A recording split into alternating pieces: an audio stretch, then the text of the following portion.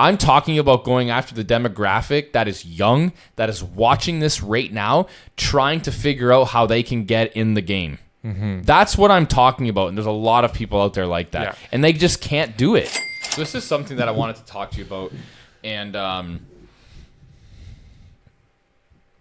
you know how, okay, so this is with respect to Coachwood Capital. You know how multiple times I've been trying to tell you, like, I want to be able to accept smaller payments and do all this kind of stuff, right? I think the reason why I'm trying to do that is because I understand how important it would be to solve the problem of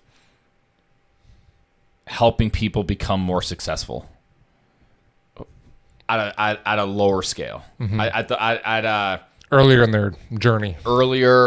Less people with less income that don't really necessarily have the ability to leverage certain things, knowledge, real estate. Real estate's getting very expensive for people. And I want to help people be able to do that. Mm-hmm. And I think that's my overarching goal why I can't let this go.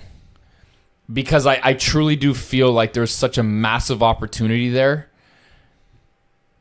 to get people in the lower income brackets to be able to invest like someone like us in the higher brackets, which is why the rich keep getting richer because of things like this.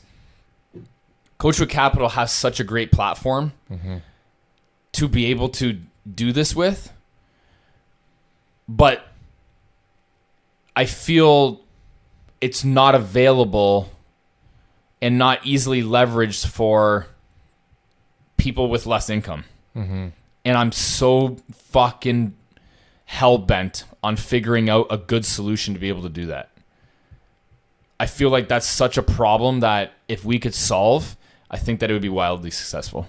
Do you believe that something like this could be the differentiating factor in somebody actually generating wealth when they're in a low income bracket? Yeah, I do. Yeah. Yeah, because what are their other options? Like, seriously. Like, in my opinion, the very first thing is like higher paying jobs. Yeah, like that's the highest ROI. Yeah, I agree. But people aren't going to do that. They're just not. As much as we can. Why do you think? Because they don't want to work. Okay, so if they have, so because I think that, let's say for example, people that are making less than, even call it like the Canadian average of $55,000 a year, and I think that you'll have a wide range of people that are in that income bracket. You'll have people, for example, that are just getting started, that are highly motivated, that are willing to work, fucking do anything, whatever. You'll have people, for example, that you just mentioned that just like don't want to work at all and just never want to be making more money. But then you have some, for example, that they are having that income, they are working or whatever, but they're just continuously overspending based on what their income is, right? And like I've seen this before in the past. And I feel like, now I'm not this is not to disagree with you. This is just me kind of like thinking out loud here. Because I agree, like there needs to be more opportunity for people in that income bracket. But I think one of my concerns would be is that there's already like a majority, maybe not majority, but there's already a huge number of people that are maybe in that income bracket that are having bad financial habits of overspending compared to what they're earning, that they'll never get out of the cycle. You can, I mean, think about the example that you brought up just the other day about the guy that works at the border, right? I mean, okay, $80,000 is definitely a better income. It's more than the Canadian average, but it's not a crazy amount of money, right? And he was able to generate like an 8-figure portfolio. What was it? Like 10 mil plus crazy, or something like that. Off $80,000. Like that's not proportionate, right? Based on like what income. But what I'm saying though like is over the course of like 30 fucking years, right? Even still. But somebody with a $50,000 income, $45,000 income could generate a multi-million-dollar portfolio if they follow certain like fundamental principles of spending, let's say half of their income only half their income and savings like / investing the other amount.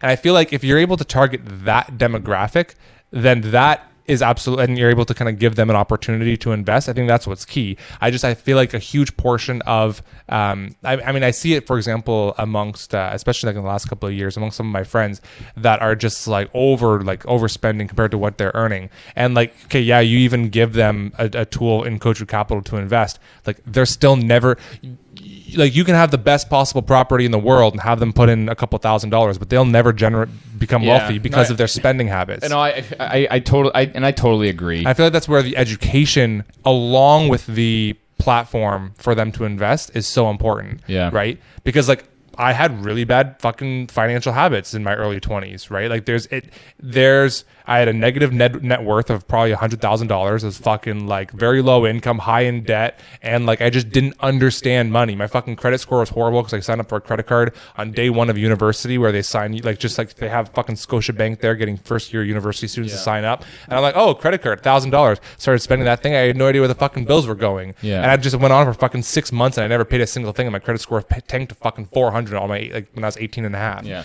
Right. Like, I feel like the education is the first and foremost. Yeah. And once they develop certain tools of, let's say, for example, like, saving half of their income and like maybe trying to get a little bit of a higher income, maybe even getting from $50,000 to $60,000 or whatever it is. And then they take that money and start investing. I think that's that sweet spot of the demographic of there definitely is an opportunity there. I absolutely totally agree with you that there is a sweet spot there. I think the sweet spot is people that want to invest $25,000 to $100,000. 1,000,000%. Mm-hmm.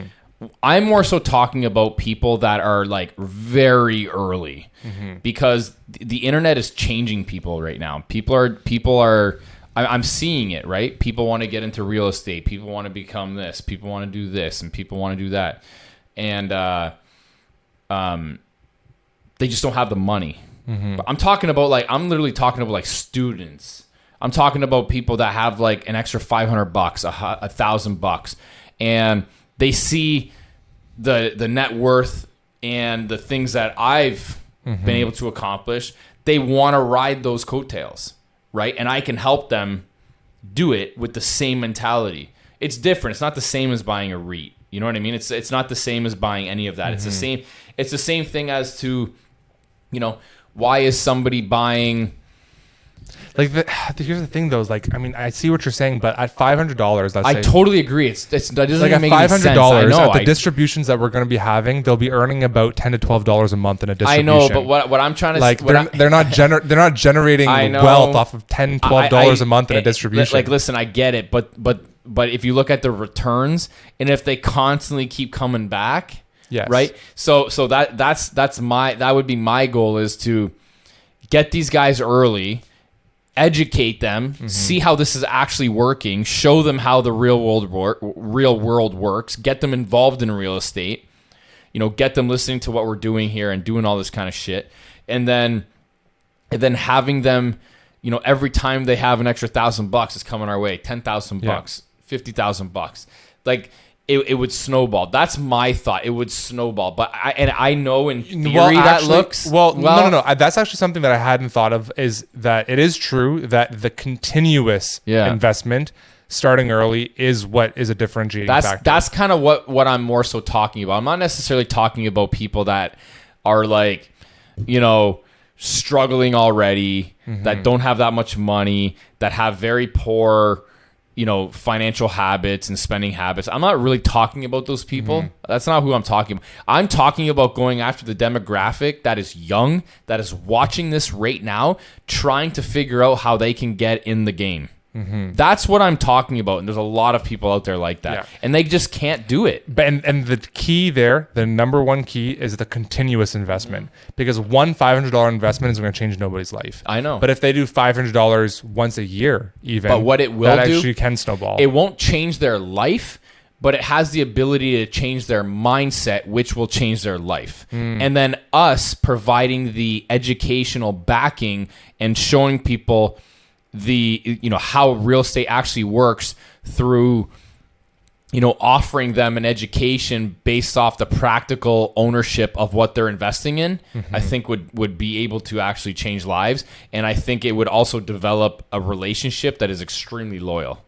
That's what I think and that is also what differentiates this That's something I can get behind, because that's something that's what I've always been talking about. I had no idea how to explain it. Because that's something that actually, like, that is differentiating from a REIT or a stock, or like buying a stock in the stock market or whatever. Because, like, okay, let's say you start investing even like $50 a month or whatever into buying Apple stocks or an ETF or whatever it is. Like, you do that long enough, and you'll build a good financial base, right? But the thing is, though, is that you're not learning anything extra in terms of being able to, like, scale it and do it on your own and do it better, right? Like, I firmly believe that the rate in which my financial situation turned around over the last couple of years is directly from observing and learning shit that you do. Right. And I think that and I think that is what would be valuable to people, is that if they're part of this network of just observing, of like, and it's not even necessarily that, like, any sort of like handouts or whatever. It's like just saying, okay, here's how they're doing it. Here's what they're talking about. Here's what they would do in this situation and that situation. And it's then up to them to execute it on their own. And if they actually do, they can start building up pretty quickly. Yeah. And, at the end of the day, go get Boardwalk's, CEO on the phone, or go get Boardwalk's, go hit up Boardwalk guy on Instagram or whatever. Like, I'll answer you. You know what I'm saying? Especially if you're an investor, like, you have questions, I'll answer you. So I think that's a valuable. So then I think when creating this platform, we have to make sure that is being articulated in why this is a valuable investment opportunity. Now, I think in theory it would work. I don't know in practice if it would work or not, right? Because, typically what we've seen with Synergy Private Label, when we're dealing with smaller clients, they're way more needy than the larger clients. But at the same time, too, if we communicate that, hey, listen, here's the investment, here's how you, invest, here's how you send payment, yada, yada, yada. These are the people that qualify for sending payments and investment. And after that, it's sit and watch. And if you have any questions, we'll gladly answer them. But it might be in the form of, during a podcast FAQ. Like this. Exactly. A video FAQ or whatever the case is. Because if one person has one question, guaranteed there's going to be other people that have that same question. We can film it.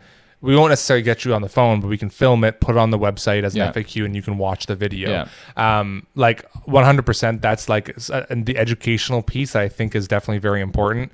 And I think, like, having that as part of our advertising, like, I don't know how you would go about doing that, but being like, listen, like, there's an educational piece here that's linked to this. Like, not only are you investing into, like, this real estate group, but we'll also, like, you can send us your questions and we will incorporate in the FA. Like, we'll guide you along, like, your development of your personal and growing your own personal net worth and your own real estate journey. And it's also not to say that we want you to only invest in Coachwood Capital. Like, we also want you to educate you on being able to buy your own shit too.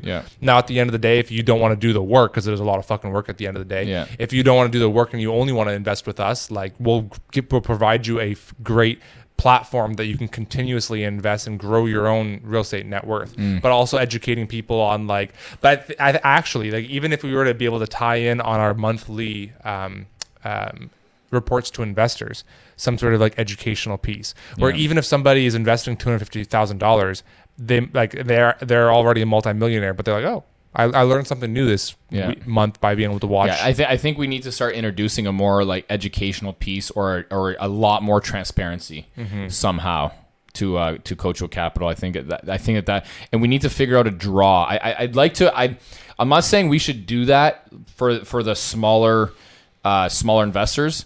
We should come up with a strategy to be able to do that, but I think we should think about it. I think we should try to strategize on, does it actually make sense to do it?